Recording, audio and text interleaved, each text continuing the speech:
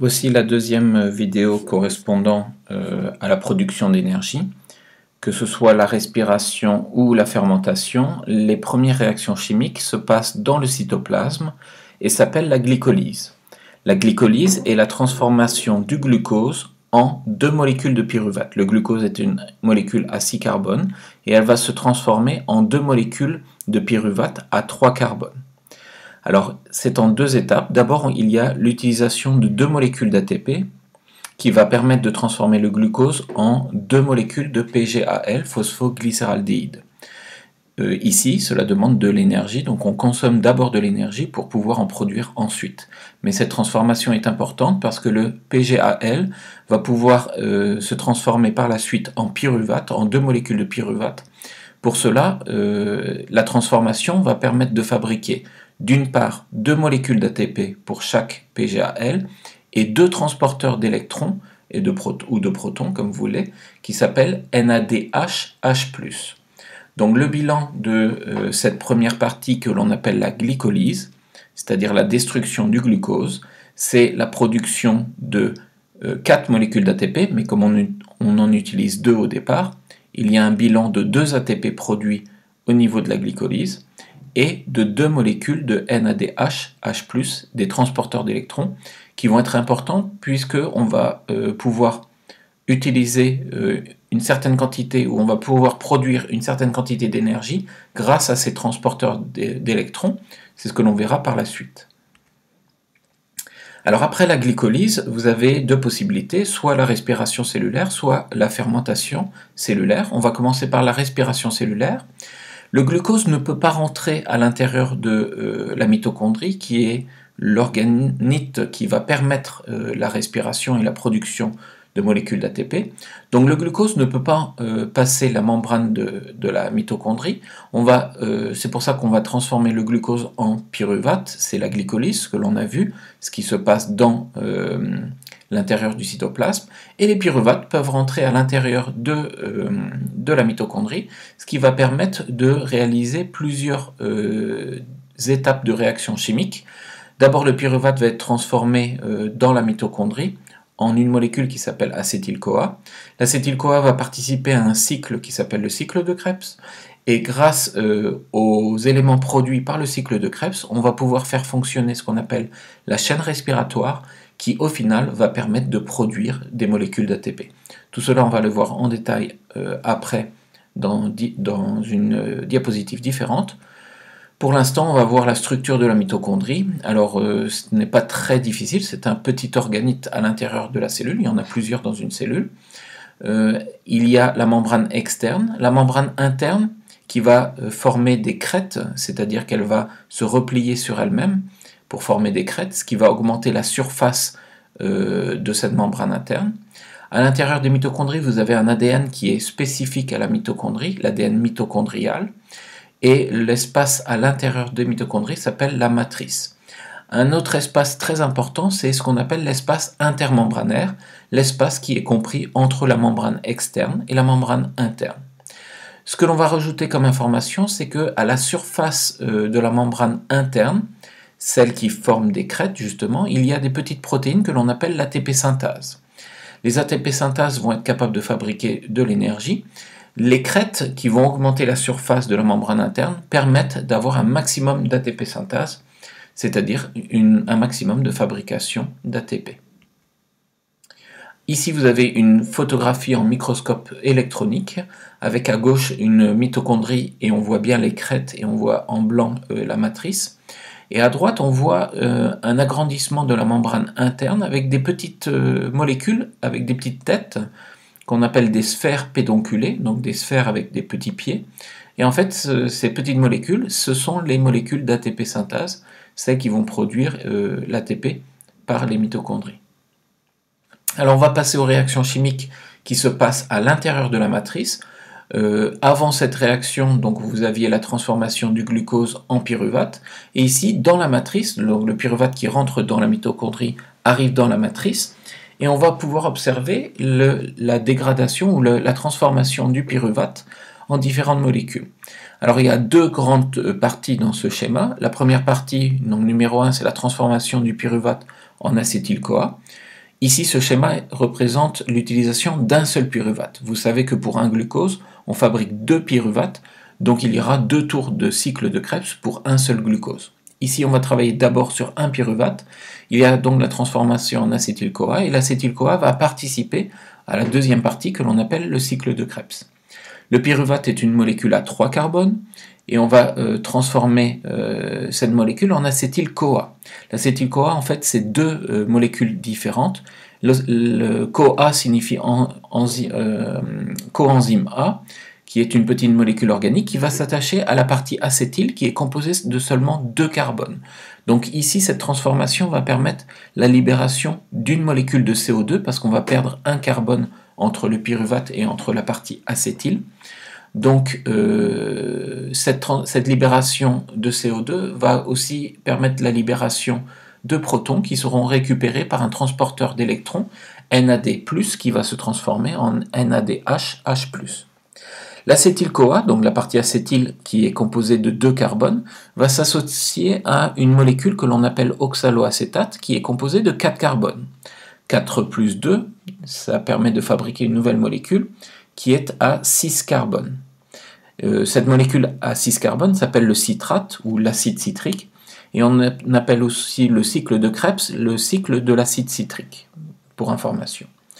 Le citrate va se transformer en une nouvelle molécule qui va perdre un carbone, donc une molécule en C5, avec la perte d'une molécule de CO2 et la libération de protons qui est récupérée par le transporteur d'électrons, NADH+.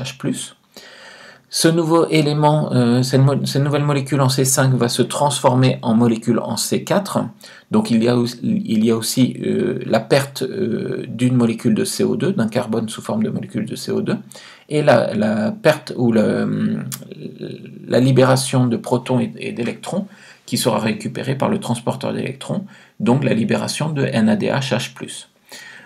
Pour information, les enzymes qui permettent la libération de CO2 s'appellent des enzymes décarboxylases. Elles vont récupérer la partie CO de la molécule pour le libérer.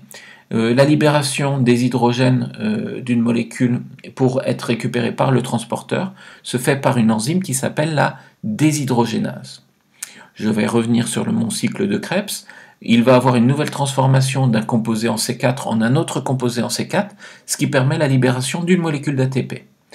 Le composé en C4 va se transformer en un autre composé en C4 avec la libération d'hydrogène, qui seront récupérés par un deuxième type de transporteur d'électrons, qui s'appelle FAD, et qui devient donc FADH2. Et le dernier composé en C4 va redonner de l'oxaloacétate, en libérant aussi des transporteurs d'électrons, des protons et des électrons, qui seront récupérés par des transporteurs d'électrons. Donc ici, nous avons la libération de NADH, H+. Alors, si on doit faire un bilan de ces différentes parties, donc dans la première partie, on libère un NADH, H+, pour un tour de cycle, plus une molécule de CO2. Dans le cycle de Krebs, on libère 3 NADH, H+, 1 FADH2 et 2 CO2, plus une molécule d'ATP. Faites attention, pour une molécule de glucose, on libère 2 pyruvates, donc il faut faire 2 tours de cycle. Donc le bilan, ici, il faut multiplier par 2. Pour 2 tours de cycle, c'est-à-dire pour une molécule de glucose, on libère donc 2 NADH+, 2 CO2, 6 NADH+, au niveau du cycle de Krebs, 2 FADH2, 4 CO2 et 2 molécules d'ATP. Le bilan final pour cette réaction chimique que vous voyez sur la diapositive, c'est 8 NADH+, 2 FADH2, 6 CO2 et 2 molécules d'ATP. N'oubliez pas que pendant la glycolyse, on a libéré aussi 2 NADH+, et 2 molécules d'ATP, ce qui nous fait un résultat, un bilan final de 10 transporteurs d'électrons sous forme NADH+, 2 transporteurs d'électrons qui s'appellent FADH2, 6 CO2 et 4 molécules d'ATP. Qu'est-ce qui va se passer ensuite? On va utiliser les transporteurs d'électrons NADH+, et FADH2 qui viennent du cycle de Krebs. Et on va utiliser les électrons, donc ça va libérer des électrons et des protons. Et les électrons seront récupérés par des transporteurs d'électrons qui se trouvent sur la chaîne respiratoire. Donc on voit des petites protéines qui sont en fait des transporteurs d'électrons qui sont inclus dans la membrane interne de la mitochondrie. En récupérant les électrons, on va réussir à faire traverser les protons, libérés par aussi NADH+, qui vont passer, eux, dans l'espace intermembranaire. Que ce soit NADH+, ou FADH2, les protons vont passer dans l'espace intermembranaire grâce à la circulation des électrons dans les transporteurs d'électrons de la chaîne respiratoire. Il va y avoir une augmentation du nombre de protons dans l'espace intermembranaire. La différence de concentration entre l'espace intermembranaire et la matrice va permettre la diffusion des protons du côté de la matrice. Donc il y a un seul passage possible, c'est le passage par l'ATP synthase. Grâce à ce flux de protons, grâce à cette sortie de protons vers la matrice, ça va activer l'ATP synthase qui va produire des molécules d'ATP. Donc grâce à ces transporteurs d'électrons, on va commencer à fabriquer beaucoup plus de molécules d'ATP que nous avions au départ au niveau de notre bilan. Il y a une dernière chose, c'est que les protons et les électrons qui vont sortir du système seront récupérés par le dernier transporteur d'électrons qui est l'oxygène, et grâce à l'oxygène, aux protons et aux électrons, on va pouvoir libérer des molécules d'eau qui seront récupérées par la cellule, puisque la cellule a besoin de l'eau pour fonctionner. Au niveau du bilan général, au niveau du nombre d'ATP qui sont produits, alors normalement, une molécule de NADH+, va permettre la fabrication de 3 molécules d'ATP. Une molécule de FADH2 permet la fabrication de 2 molécules d'ATP. Si on regarde le bilan final, nous avons 10 NADH+, c'est-à-dire qu'il va avoir 30 ATP fabriqués à ce niveau, 2 FADH2, donc 2 fois 2, 4, on a 4 molécules d'ATP fabriquées, 30 plus 4, 34, plus les 4 ATP libérés dans les différentes parties, glycolyse et cycle de Krebs, vous avez donc 38 ATP au maximum fabriqués lors de cette respiration. Alors il y a juste une toute petite chose à savoir, c'est que ce nombre peut varier de 36 à 38. Pourquoi ? Parce que vous avez pu remarquer qu'il y a 2 NADH+, qui proviennent de la glycolyse qui se passait dans le cytoplasme. En fait, ces 2 NADH+, doivent faire passer leurs protons dans la matrice de la mitochondrie, donc du cytoplasme vers la matrice de la mitochondrie. Et ce passage, malheureusement, il va avoir une perte d'énergie, et cette perte, elle peut correspondre à environ 2 molécules d'ATP. C'est pour ça que la production, elle peut varier entre 36 et 38 molécules d'ATP. En fait, c'est ce passage de cytoplasme vers l'intérieur de la mitochondrie qui peut être... la conséquence peut être une perte d'ATP. Donc, pour information, la quantité d'ATP peut varier entre 36 et 38 molécules d'ATP. C'est terminé pour la partie respiration. Nous allons, sur une prochaine vidéo, passer à la fermentation alcoolique et à la fermentation lactique.